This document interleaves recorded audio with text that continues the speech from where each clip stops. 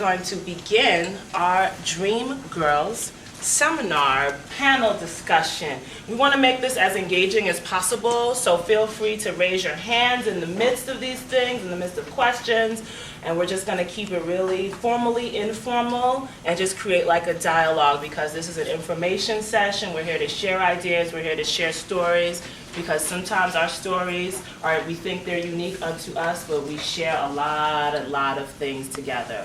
And as the mission statement goes, one woman can make a difference, but it's a whole lot easier. We do a lot of campaign management.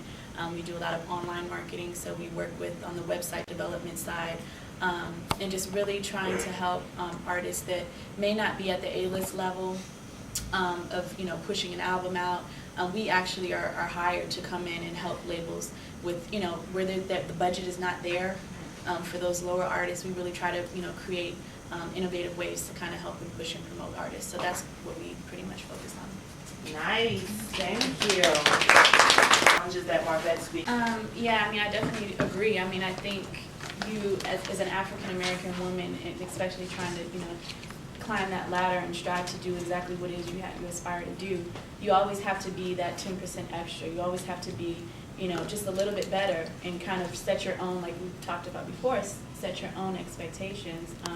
And I've tried to do that, and it's difficult throughout my life. And what I've just tried to do, was just at a very young age, set my goals and figure out exactly what it is that I wanted to do, and then make specific steps and goals, and make a plan basically to figure out how I would get there.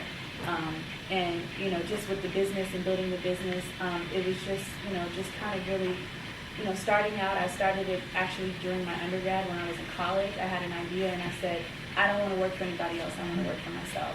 And I want to kind of spread my vision. And I just did little things, just little things, going out networking, writing my goals down on paper, saying, okay, by this month, I want to have this accomplished. And then making sure that I put myself in places where I could, try and achieve that.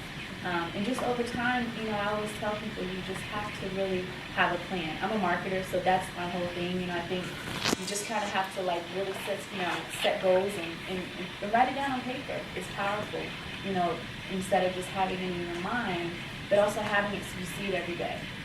And then, as you go, you just see things happen. I always say what you believe and what you speak life into, speak into your life happens.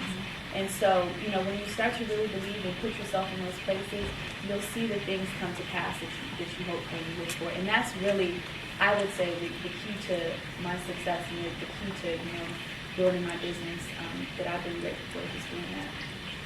Now, Ms. Tia, you talked about being passionate and kind of working on the magazine side and not really feeling like this drive and this desire